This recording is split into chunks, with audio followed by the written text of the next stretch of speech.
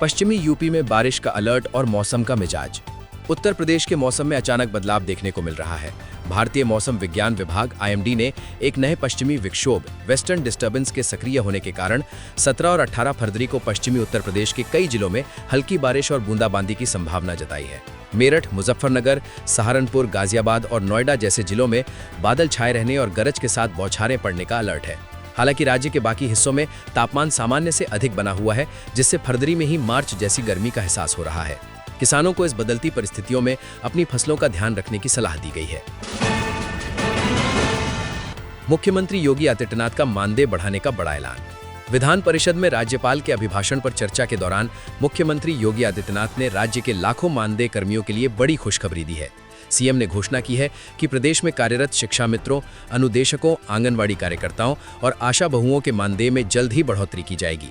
उन्होंने कहा कि इन कर्मियों ने लंबे समय तक अपनी सेवाएं दी हैं और सरकार इनके योगदान का सम्मान करती है।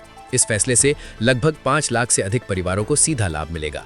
वर्तमान में शिक्षा मित्रों को 10,000 रुपये प्रति माह मिलता है, जिसमें अब अच्छी वृद्धि की उम्मीद की जा रही है। यूपी की 18 जिला अदालतों को बम से उड़ाने की धमकी। उत्तर प्रदेश की सुरक्षा व्यवस्था में उस समय हड़कंप मच गया जब लखनऊ, मेरठ, वाराणसी, अयोध्या और आजमगढ़ सहित कुल 18 जिला अदालतों को बम से उड़ाने की धमकी भरा संदेश प्राप्त हुआ। इस धमकी के बाद सभी संबंधित जिला परिसरों में पुलिस ने सघन तलाशी अभियान चलाया और सुरक्षा के कड़े इंतजाम किए गए। एहतियात के तौर पर बम निरोधक दस्ते और डॉग स्क्वाड की टीमें तैनात की गई। पुलिस प्रशासन साइबर सेल की मदद से इस धमकी के स्रोत का पता लगाने की कोशिश कर रहा है। अदालतों में आने जाने वाले हर व्यक्ति की गहन चेकिंग की जा रही है ताकि किसी भी अप्रिय घटना को टाला जा सके। ग्रेटर नोएडा कुट्टू का आटा खाने से 40 लोग बीमार। ग्रेटर नोएडा की एक सोसाइटी में कुट्टू का आटा खाने से करीब 40 लोग गंभीर रूप से बीमार हो गए। बताया जा रहा है कि फाल्गुन अमावस्या के व्रत के दौरान लोगों ने स्थानीय दुकान से खरीदे गए कुट्टू के आटे का सेवन किया था, जिसके बाद उन्हें उल्टी, दस्त और घबराहट की शिकायत होने लगी। पीड़ितों में बच्चे और महिलाएं भी शामिल हैं, जिन्हें निजी अस्पतालों में भर्ती कराया गया है। स्वास्थ्य विभाग और खाद्य सुरक्षा टीम ने तुरंत हरकत में आते हुए संबंधित दुकान और गोदाम को सील कर दिया है और आटे के नमूने लैब भेजे गए हैं। सीबीएसई 10वीं और 12वीं की परीक्षाएं आज से शुरू। केंद्रीय माध्यमिक शिक्षा बोर्ड सीबीएसई की 10वीं और 12वीं की वार्षिक परीक्षाएं आज 17 फरवरी से शुरू हो गई हैं। उत्तर प्रदेश के विभिन्न शहरों में हजारों केंद्रों पर सुरक्षा के कड़े इंतजाम किए गए हैं। बोर्ड ने इस बार नकल रोकने के लिए आर्टिफिशियल इंटेलिजेंस और सीसीटीवी कैमरों का व्यापक इस्तेमाल किया है। परीक्षार्थियों को परीक्षा केंद्र पर कम से कम 30 मिनट पहले पहुंचने और केवल पारदर्शी पेन और एडमिट कार्ड ले जाने की अनुमति दी गई है। यूपी पुलिस ने भी परीक्षा केंद्रों के बाहर ट्रैफिक मैनेजमेंट और कानून व्यवस्था बनाए रखने के लिए विशेष टीमें तैनात की हैं।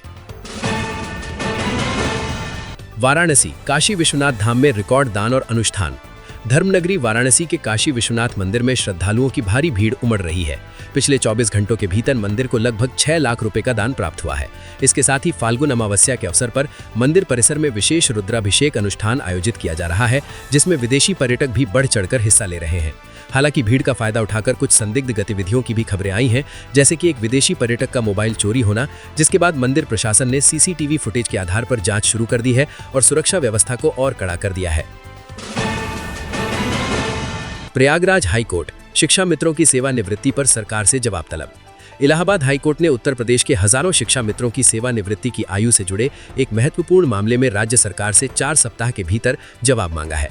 याचिकाकर्ताओं ने मांग की है कि उनकी सेवानिवृत्ति की आयु 60 वर्ष से बढ़ाकर 62 वर्ष की जाए, जैसा कि अन्य शिक्षकों के लिए है। जस्टिस मंजू रानी चौहान की पीठ ने इस मामले की गंभीरता को देखते हुए सरकार से स्थिति स्पष्ट करने को कहा है। शिक्षा मित्रों का तर्क है कि वे लंबे समय से प्राथमिक विद्यालयों में सेवाएं दे रहे हैं, इसलिए उनके साथ भेदभाव नहीं किया जाना चाहिए।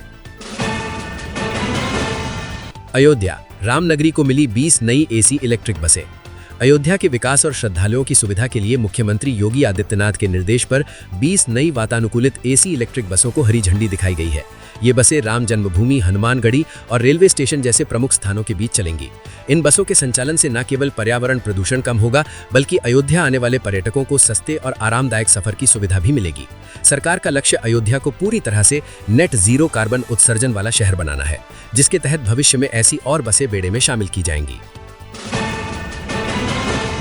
यूपी, एक जनपद एक मेडिकल कॉलेज नीति में तेजी।